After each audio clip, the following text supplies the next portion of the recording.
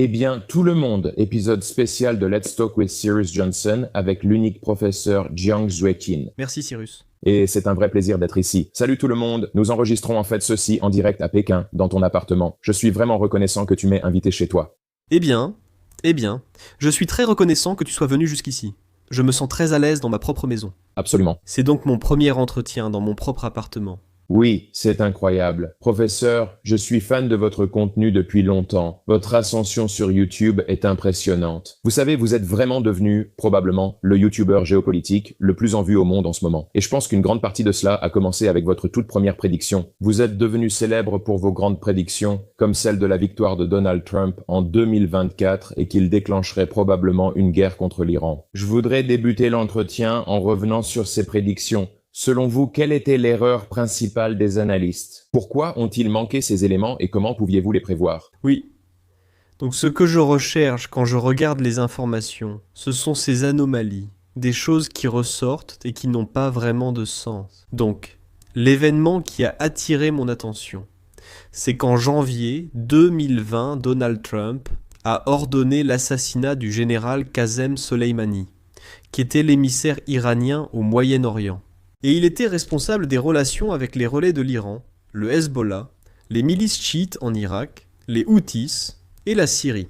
Donc, il coordonnait l'ensemble de la politique étrangère iranienne au Moyen-Orient.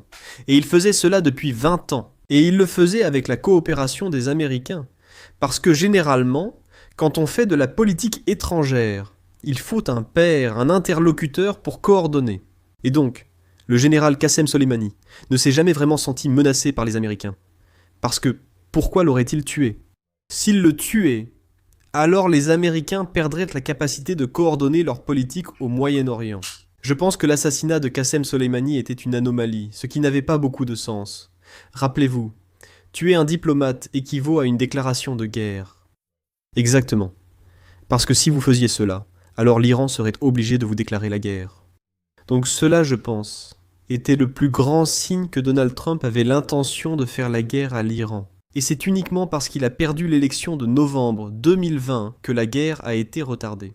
C'est ça. Mais on peut supposer que s'il revenait au pouvoir, alors il déclarerait la guerre à l'Iran. C'est ça. Donc, ces deux choses étaient liées.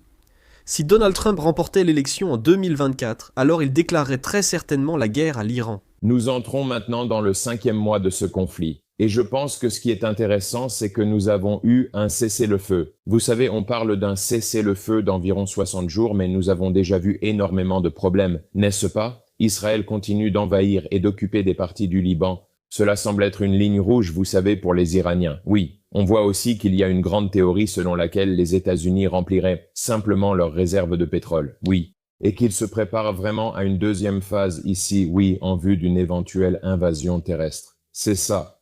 Qu'en pensez-vous? Et j'imagine que vous avez fait des prédictions si précises par le passé. Vous savez qu'est-ce qui va se passer maintenant et ensuite dans cette prochaine phase de la guerre? Donc je pense que le cessez-le-feu de 2 mois et ce protocole d'accord, tout cela n'est qu'une tactique de temporisation, parce qu'en fin de compte, les États-Unis veulent un changement de régime en Iran. Et pour cela, ils doivent atteindre 3 objectifs majeurs. D'accord? Le premier objectif majeur est essentiellement de détruire l'économie iranienne. Et pour cela, il faut limiter leur capacité à exporter du pétrole vers la Chine et vers d'autres endroits, n'est-ce pas? Et l'objectif ici est de créer autant de mécontentement populaire que possible. C'est le premier objectif. Le deuxième objectif est de lancer des incursions terrestres en Iran. Et en ce moment, ils ont environ 60 000 soldats dans la région. Et 60 000, ce n'est pas suffisant pour réellement envahir l'Iran. Donc, l'objectif est de alimenter le mécontentement populaire dans le pays.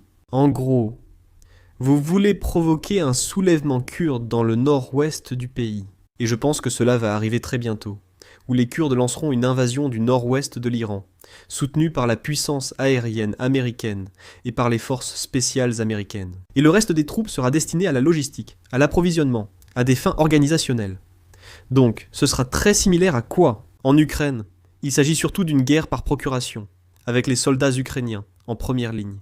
Mais ce sont des armes de l'OTAN, du renseignement de l'OTAN, des forces spéciales de l'OTAN, les structures de commandement et de contrôle de l'OTAN, et le financement de l'OTAN, n'est-ce pas? Donc, c'est ainsi qu'ils prévoient l'invasion terrestre. Ils ne veulent pas Ils ne veulent pas engager autant de soldats américains, parce qu'à chaque fois qu'il y a une victime américaine, c'est un énorme sujet d'actualité aux États-Unis, et cette guerre est déjà impopulaire en Amérique. D'accord ? Donc ça, c'est la deuxième partie du plan, une incursion terrestre.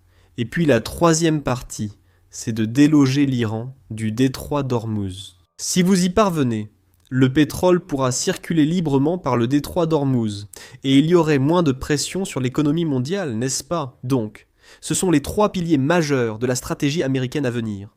Détruire l'économie iranienne, lancer des incursions terrestres stratégiques, pas une invasion terrestre à grande échelle, mais des opérations stratégiques et limitées.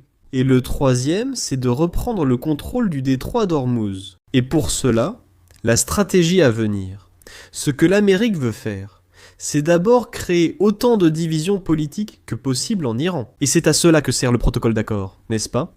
Parce que si vous lisez réellement les 14 points du protocole d'accord, ils sont très favorables à l'Iran. C'est ça. Il promet de lever les sanctions. Il promet 200 milliards de dollars d'investissement dans le pays. Il promet de débloquer les avoirs iraniens au Qatar. D'accord, donc c'est extrêmement favorable aux Iraniens. C'est exact. Mais il y a un point là-dedans qui n'est pas négociable, c'est que les Iraniens exigent qu'Israël se retire du Liban. C'est exact. D'accord. Donc je pense que la structure du protocole d'accord vise à créer une division entre le commandement militaire relevant du CGRI et la direction politique à Téhéran. D'accord. Parce que si vous êtes la direction politique, ce qui vous préoccupe avant tout, c'est la stabilité politique intérieure. Et vous vous souciez aussi de vos relations avec d'autres puissances comme la Chine, le Pakistan et la Russie. Donc, en réalité, vous êtes prêt à abandonner le Hezbollah, n'est-ce pas ? Si le seul point de discorde est le Hezbollah, vous vous dites « Nous ne voulons pas du Hezbollah ». Le Hezbollah est un élément incontrôlable. Restons sur la coopération économique, non ? Mais si vous êtes le CGRI, vous avez le devoir moral, religieux et politique de défendre le Hezbollah à tout prix, n'est-ce pas ? Donc, le protocole d'accord est presque conçu pour être un point de discorde entre le CGRI et la direction politique représentée par le président Rouhani à Téhéran. D'accord. Donc, c'est la première stratégie. La deuxième stratégie consiste en des campagnes de bombardement limitées dans le sud de l'Iran. Et c'est déjà ce qui se passe aujourd'hui. Dans les 24 dernières heures, une vaste campagne de bombardements aériens a visé le sud de l'Iran, car c'est là qu'une invasion terrestre commencerait. Vous enverriez des troupes pour prendre le contrôle du détroit d'Ormuz, puis occuper les îles afin d'étrangler l'économie iranienne. La troisième option, c'est peut-être la diplomatie de l'ombre, où vous exercez une pression politique et diplomatique sur l'Iran pour parvenir à un règlement politique. D'accord ? Donc, nous voyons beaucoup de ces stratégies se dérouler en temps réel. Elles sont cachées du public. L'objectif final est un changement de régime. Je veux aborder le premier point, l'attaque contre l'économie iranienne, que nous avons clairement constaté, comme notre propre économie, qui a elle aussi été attaquée et qui est en difficulté. J'ai reçu dans mon émission le professeur Mohammad Rahani, connu pour son engagement envers l'Iran. Il a toutefois reconnu que l'économie iranienne traverse de grandes difficultés. Mais dans l'histoire des États-Unis, vous savez, lancer ses campagnes aériennes et ses conquêtes à travers le monde, je trouve cela très difficile. Parce que vous savez, la théorie, en un sens, fonctionne. On peut créer une instabilité économique et le peuple va se révolter et renverser ce régime. Mais en réalité, nous n'avons jamais vu cela se produire. Par exemple, venant de Floride, nous avons toujours utilisé cette tactique contre Cuba. Je pense que cela endurcit finalement le peuple. Et au final, ça amène les gens à dire, eh bien, en fait, nous ne voulons pas vraiment nous soulever contre ça. Nous allons au contraire redoubler d'efforts et soutenir encore plus le régime. Ouais. Qu'en penses-tu ? Ouais. Donc en fait, cette stratégie a déjà fonctionné auparavant. D'accord. Donc je voudrais souligner les révolutions de couleurs que nous avons vues, qui ont commencé en Tunisie puis se sont propagées en Égypte.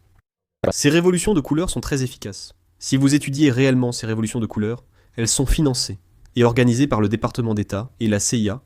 Et donc, ce qui s'est passé, c'est que le département d'État, à travers des ONG comme la fondation Open Society de Soros, ils entrent dans un État-nation et financent ces ONG, qui sont, vous savez, dirigés par de jeunes visionnaires qui veulent un avenir démocratique pour leur pays. Ils vont aussi s'attacher le soutien des médias privés. Et ensuite, beaucoup de ces personnes seront acheminées par avion à Washington, D.C. pour être formées sur la manière de promouvoir la démocratie dans leur pays. C'est en fait un réseau de révolutions de couleurs. Et ils sont très ouverts à ce sujet. Vous pouvez aller sur Interne, et il y a beaucoup de reportages sur l'efficacité de ce manuel des révolutions de couleurs. Vous savez... Et vous savez, Brian Bralactic de New Atlas, il a beaucoup parlé de ce manuel.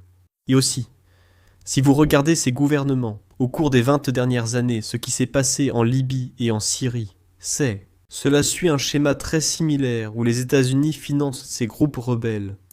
L'invité d'aujourd'hui concerne chacun d'entre nous. Votre argent. Tout d'abord, voici jusqu'à 350 € de bonus pour commencer. C'est vraiment une première pour moi. Alors, pourquoi a-t-on l'impression que la plupart des gens ont peur d'investir leur argent? Car ils ne peuvent prédire la bourse. Alors, quelle est la solution? Toutes ces fluctuations me stressent, donc je préfère quand je suis placé sur Mintos. Qu'est-ce que Mintos? Exactement. Ici, c'est Mintos. J'investis dans des prêts et je génère des rendements stables allant jusqu'à 11%. D'accord, maintenant c'est intéressant. Tout est simple et prévisible. Le rendement attendu est fixé à l'avance et les paiements arrivent chaque jour. Donc, au lieu de deviner le marché, ici, tout est structuré. Vous choisissez le rendement, la durée et le niveau de risque. Tout est défini à l'avance, et si vous ne voulez pas tout gérer manuellement, il existe des portefeuilles automatisés. Alors si je comprends bien, quand les gens ne contrôlent pas leur argent. Je les contrôle.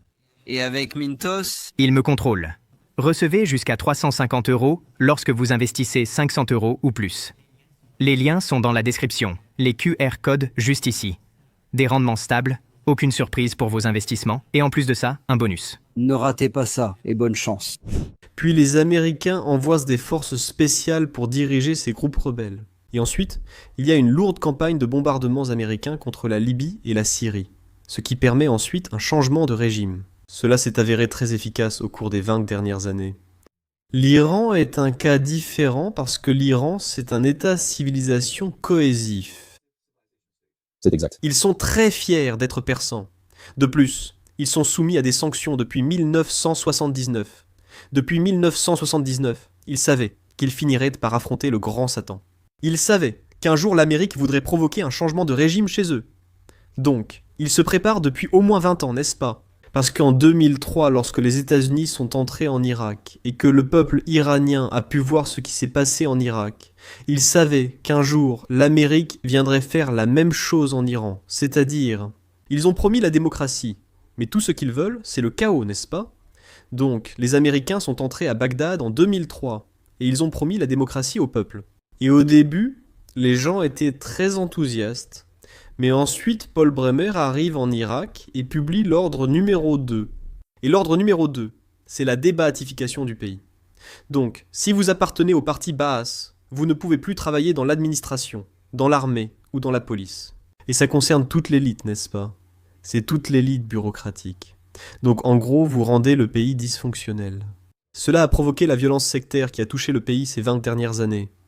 Les Iraniens savent donc très bien ce que veulent faire les Américains. Ils savent exactement comment les Américains s'y prendront pour provoquer un changement de régime. Et donc, ils se préparent depuis 20 ans. Et comme nous l'avons vu ces derniers 6 mois, la stratégie a été très efficace pour repousser les Américains. Alors que nous entamons ce 5e mois, je pense que ce protocole d'accord sert surtout à gagner du temps en vue d'une escalade plus importante, comme vous l'avez dit. Comment jugez-vous la réponse de l'Iran ces 5 derniers mois? Pensez-vous qu'ils sont aujourd'hui plus forts? Ont-ils été capables de résister aux forces des États-Unis d'un point de vue militaire? Ont-ils dépassé vos attentes? Pensez-vous qu'ils s'en sont mieux sortis que beaucoup ne le pensaient? Je veux dire, encore une fois, pour donner du contexte, je crois que beaucoup de gens en Amérique pensaient que ce serait comme le Venezuela. Oui, une guerre très simple. On y entre et en 1 ou 2 semaines, c'est réglé. Vous savez, on va juste régler ça et ce sera fini. Toute la stratégie américaine reposait sur l'idée que l'Iran serait comme le Venezuela.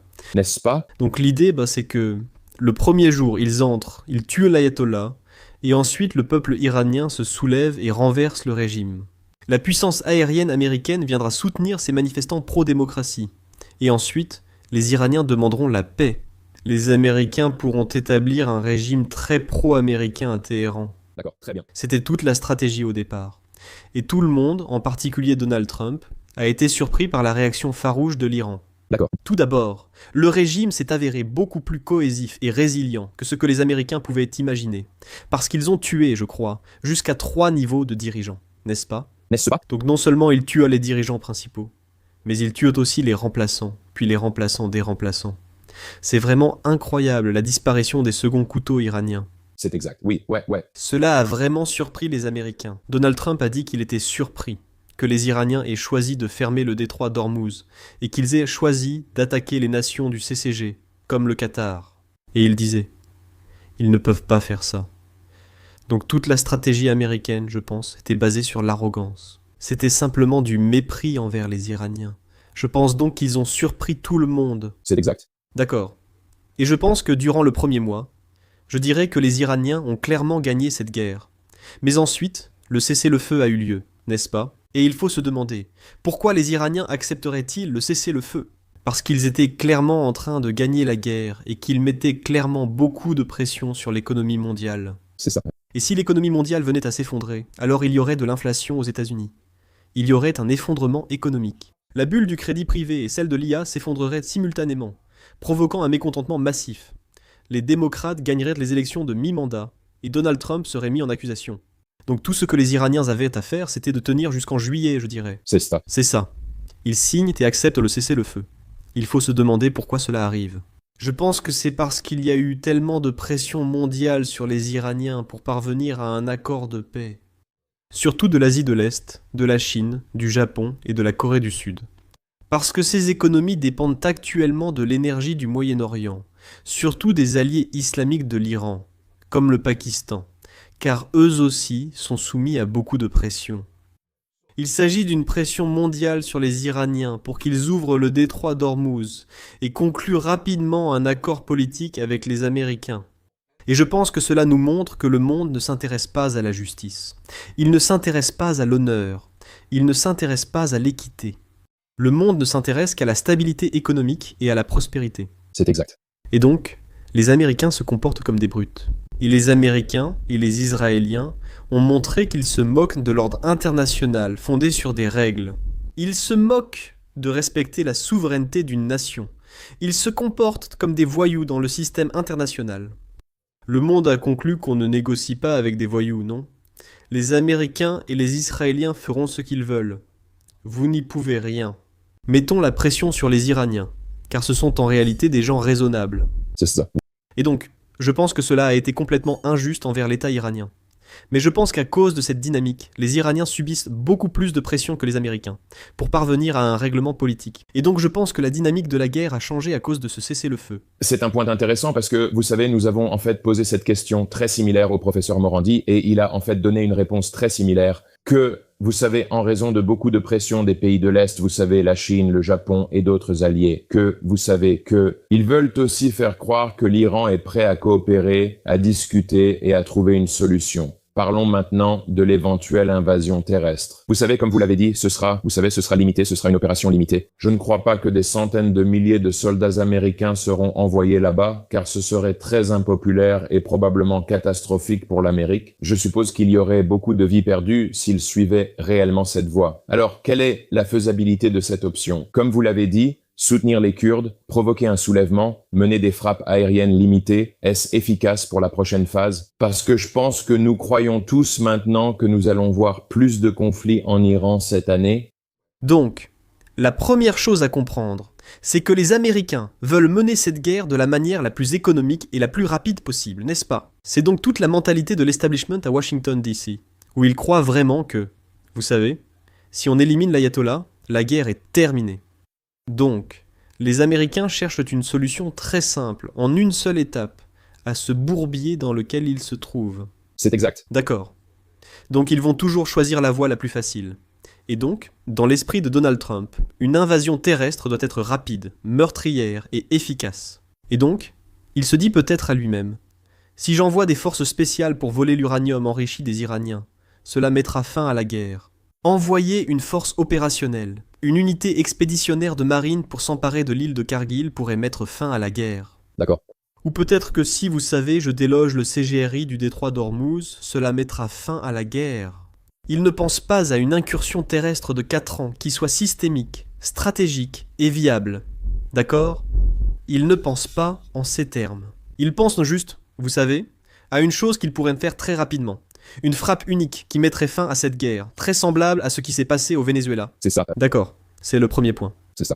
Deuxièmement, vous devez utiliser des forces terrestres à cause de l'économie de la guerre. Ce que je veux dire par là, c'est qu'ils ont essayé 1 ou 2 mois de bombardements aériens. Et c'est extrêmement coûteux. C'est ça. Surtout parce que vous utilisez des avions de chasse comme le F-15 qui coûtent environ 90 millions de dollars. C'est ça. Donc, si l'un d'eux est abattu, ça représente beaucoup d'argent. Mais même s'ils n'abattent pas ces appareils, vous dépensez beaucoup d'argent en munitions pour faire exploser des montagnes. C'est ça. Oui. Donc l'économie de la guerre vous oblige à utiliser des forces terrestres parce que je dois le dire, d'accord? Mais les vies humaines coûtent beaucoup moins cher que les avions de chasse. Donc ils veulent poursuivre cette guerre, ils doivent utiliser des forces terrestres. C'est le deuxième point. Le troisième point, c'est la doctrine américaine de la guerre qui consiste à recourir à des forces par procuration. Donc ce qu'ils doivent faire, c'est convaincre les Kurdes, convaincre les Irakiens, convaincre les Saoudiens d'engager des forces terrestres contre les Iraniens. Ils veulent aussi peut-être attiser des tensions ethniques au Baloutchistan, qui se trouve dans le coin sud-est de l'Iran, juste à côté du Pakistan. Donc cette région est sunnite, et le gouvernement à Téhéran est chiite. N'est-ce pas? Donc il y a toujours eu ce conflit religieux. Il pourrait aussi vouloir impliquer l'Azerbaïdjan dans le nord. N'est-ce pas? Donc, la stratégie américaine est toujours de recourir à des forces par procuration, plutôt que d'utiliser ses propres forces. C'est ça. Donc, je serais très surpris si vous voyez une invasion terrestre américaine massive dans le pays. C'est ça. Ce que je pense qu'il va se passer, c'est qu'une fois que le temps deviendra plus frais, peut-être dans 2 mois, vous verrez des forces spéciales s'intégrer aux tribus ethniques du pays. Et vous verrez peut-être des attaques terrestres limitées contre l'Iran, visant essentiellement l'infrastructure pétrolière du pays, essayant de déloger les gardiens de la révolution du détroit d'Ormuz et de provoquer autant de tensions ethniques que possible dans le pays. Parlons du détroit d'Ormuz, car vous aviez dit plus tôt que Donald Trump avait été très surpris qu'ils aient réussi à le fermer. Tout le monde lui avait dit qu'il le ferait, et il n'a pas écouté. Oui, le professeur Morandi avait déjà donné un point de vue très intéressant lors d'un de nos directs. Il a dit, vous savez, avant le 28 février, nous n'y avions jamais vraiment beaucoup réfléchi. Après le 28 février, nous y penserons chaque jour. Nous avons ce moyen de pression. Les États-Unis possèdent la marine la plus grande et puissante du monde. L'Iran a efficacement utilisé des vedettes rapides et de petits navires pour quasiment prendre en otage l'économie mondiale via le détroit d'Ormuz. Pensez-vous, vous savez que les États-Unis pourront un jour empêcher l'Iran d'utiliser ce moyen de pression? Avant le début de la guerre, j'ai fait 2 commentaires sur le détroit d'Ormuz. Le premier commentaire est que si l'Iran était attaqué, la toute première chose qu'il ferait serait de fermer le détroit d'Ormuz, car c'est là qu'ils ont leur plus grand moyen de pression sur les Américains. D'accord, c'est le premier commentaire. Le deuxième commentaire, c'est qu'il n'y a rien que les Américains puissent faire à ce sujet, n'est-ce pas? Nous le savons à cause de l'opération Prosperity Guardian, où, en raison de ce qui se passait à Gaza, les Houthis ont fermé la mer Rouge à la navigation internationale et ont dit aux Israéliens « Soit vous arrêtez le génocide à Gaza, soit nous bloquerons la navigation en mer Rouge. » Et donc en réponse, les Américains ont envoyé cette énorme flotte navale en mer Rouge appelée Opération Prosperity Guardian. Et c'était une entreprise énorme. Les Américains sont allés là-bas, ils ont fait exploser beaucoup de montagnes et n'ont causé aucun dégât aux Houthis. D'ailleurs, les Houthis ont 2 choses. Ils ont des hors-bords et ils ont des drones. Mais c'est la nature de la guerre asymétrique. Si vous êtes déterminé, cohésif et que vous menez une guerre de guérilla, il y a très peu de choses qu'un empire puisse faire contre cela. Et donc, ce que l'opération Prosperity Guardian a convaincu les Iraniens, c'est que nous pouvons facilement fermer le détroit d'Ormuz, et qu'il n'y a absolument rien que les Américains puissent leur faire à ce sujet. Vous savez, je regardais ces réunions et conférences sur YouTube, où ces amiraux et généraux 5 étoiles parlaient de l'opération Prosperity Guardian. Et ils disaient à quel point ils étaient complètement surpris par la polyvalence, La flexibilité. la résilience des Houthis. Ils ont aussi dit « Nous n'avons aucune solution ici, nous ne savons pas gérer cela. » Enfin, ils ont ajouté « Nous allons simplement continuer comme ça, n'est-ce pas ?» Donc, vous envoyez d'énormes navires de guerre contre un ennemi retranché avec des drones.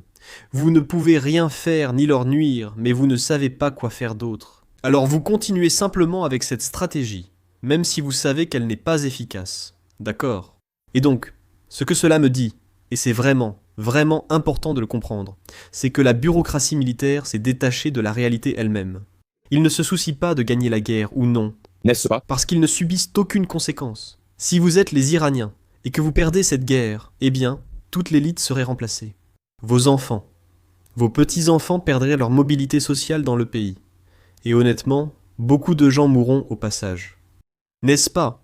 Regardez l'Irak. La guerre sectaire a tué des millions de personnes.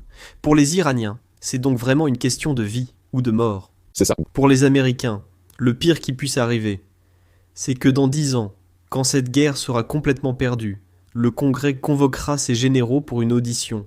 Ils leur crieront dessus pendant 2 heures, et ce sera tout.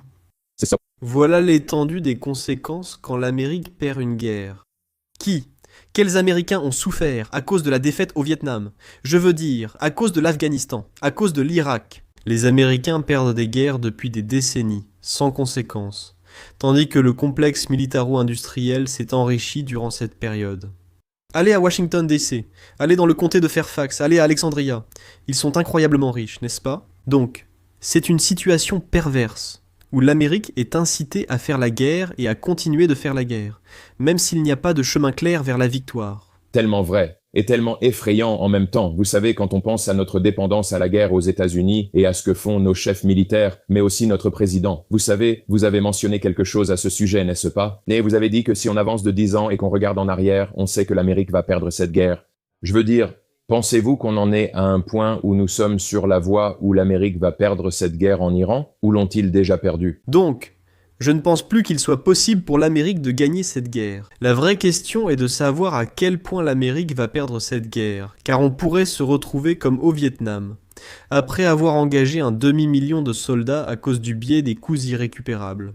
D'abord 5000 soldats, puis 10 000, et bientôt un demi-million sans s'en apercevoir. La même chose s'est produite au Vietnam, quand ils ont envoyé environ, vous savez, 2000, 3000 Marines, pour capturer une base aérienne au Vietnam. Et c'était tout. C'était l'unique objectif. On capture la base aérienne, puis on part. Quelques années après, on se retrouve avec un demi-million. C'est ça. C'est ça. Donc tant que l'Amérique parvient à s'extraire de l'Iran, l'Amérique ira bien. Mais si elle se retrouve coincée dans une incursion terrestre et piégée par la mentalité du biais des coûts irrécupérables, et qu'il y a une dérive de la mission, alors l'Amérique sera obligée d'imposer une conscription nationale. Cela pourrait provoquer une guerre civile aux États-Unis. L'Amérique ne peut pas la gagner. La seule question est, à quel point voulez-vous perdre cette guerre? Avançons rapidement jusqu'en 2028. Penses-tu que Donald Trump sera toujours président des États-Unis? En fait, je pense vraiment qu'il sera président des États-Unis en 2028, je ne sais pas comment il va y arriver. Il y a plusieurs chemins qu'il peut emprunter pour redevenir président. Donc, la première option consiste essentiellement à déclarer la guerre, à obtenir l'approbation du Congrès pour la guerre, auquel cas il dispose de la loi sur les pouvoirs d'urgence. Et donc, il peut suspendre la Constitution et les élections. Et vous savez, il en a parlé avec Zelensky, n'est-ce pas? Je ne sais pas si vous vous souvenez, mais Zelensky a visité la Maison-Blanche il y a environ 2 ans, au début du second mandat de Trump. Le journaliste a demandé à Zelensky pourquoi il avait suspendu la Constitution, s'il quitterait ses fonctions, et quand auraient lieu les élections. Zelensky a répondu « Nous sommes en guerre, donc Constitution suspendue, et pas d'élection. » Trump a demandé « Vous pouvez faire ça ?» Zelensky a répondu « Oui, Zelensky, ça vous plaît ?» Trump « Oui, ça me plaît, en fait. » C'est ça. Donc je veux dire, c'est dans sa tête. Je veux dire, genre, Parce que Trump, peu importe ce qu'on pense de lui, dit ce qu'il pense. Il n'est pas capable de cacher ses intentions. Il dit simplement ce qu'il pense. Donc, c'est une possibilité. Cependant, il me paraît plus probable que la Constitution contient le 22e amendement qui interdit à quiconque de faire plus de 2 mandats. Et il est possible de exercer la présidence des États-Unis pendant au maximum 10 ans. D'accord ? C'est ce 22e amendement. Nulle part, il n'est dit que vous ne pouvez pas vous présenter comme vice-président en 2028, puis que le président démissionne et que vous deveniez alors président. C'est une faille dans la Constitution. Donc, je peux imaginer un scénario où, et je pense que c'est un scénario très plausible, où Don Jr., le fils, est en tête de liste et son père est le vice-président. Et du côté démocrate, vous avez Obama qui se présente pour les démocrates. Et ce serait comme l'affrontement épique du siècle, Obama contre Trump en 2028. Je pense que c'est une possibilité. waouh, ce serait l'affrontement épique du siècle. Mais regarde, je veux dire, si tu regardes simplement ces 2 dernières années, la corruption de la famille Trump a été tout simplement stupéfiante, non? Il est possible de lui verser une certaine somme d'argent, et tu obtiendras une grâce de sa part. Et c'est ce que beaucoup de ces milliardaires de la crypto-monnaie ont fait. Ils ont soudoyé la famille Trump pour qu'elle investisse gratuitement dans leurs entreprises, obtenant ainsi de nombreuses faveurs politiques de Trump. Aussi, tu regardes beaucoup de ses paris sur le marché boursier, n'est-ce pas? C'est vraiment étrange de voir que, tu sais, Trump déclare la guerre et la bourse, les prix du pétrole montent, puis la famille Trump arrive et vend à découvert, n'est-ce pas? Ensuite, Trump dit « paix », les prix du pétrole baissent, et puis la famille Trump en profite, d'accord? Donc si en 2028, il y a une administration démocrate, la première chose qu'ils vont faire, c'est s'en prendre à la famille Trump et les accabler d'enquête. C'est la seule chose qu'ils feront. Et c'est la seule chose que la base électorale voudra. Donc Trump s'est essentiellement mis dans un énorme pétrin. Et s'il devait un jour quitter ses fonctions, il sait qu'il est fini parce que c'est exactement ce qui s'est passé. Quand il a quitté ses fonctions, en 2020-2021, les démocrates ont lancé une guerre contre lui. Ils ont essayé de le ruiner. Ils ont essayé de le retirer du bulletin de vote. Ils ont perquisitionné sa maison à Mar-a-Lago.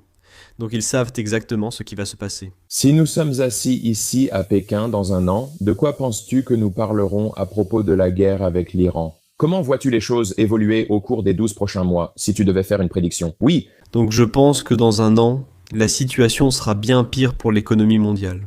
Donc au lieu de parler de la guerre en Iran, nous pourrions plutôt parler de l'économie, de la façon dont l'économie mondiale s'est effondrée.